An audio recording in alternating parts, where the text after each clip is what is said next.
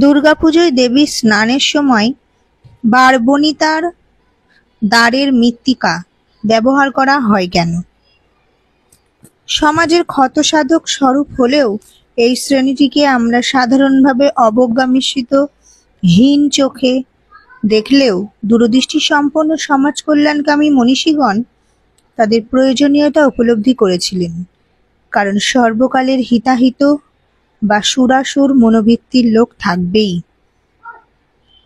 আমাদের সমাজকে রক্ষা করার জন্য, আমাদের দেশকে রক্ষা করার জন্য যেমন সেনাদল নিযুক্ত করা হয়, জওয়ান নিযুক্ত করা হয়, সেই রকম যাতে অন্য দেশ আমাদের ওপর অ্যাটাক করতে না পারে, তার জন্য যারা রাত দিন পরিশ্রম করে আমাদের পাহারা দেন, এই বারবণিতাও আমাদের সমাজের সেরকমই রক্ষক।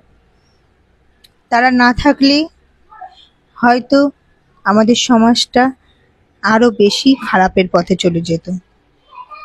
তাই শৃঙ্খলা রক্ষায়, সমাজের শৃঙ্খলা রক্ষায় এই শ্রেণীকে বাদ দেওয়া যায় না। এই শ্রেণী আমাদের সমাজের সেনানী।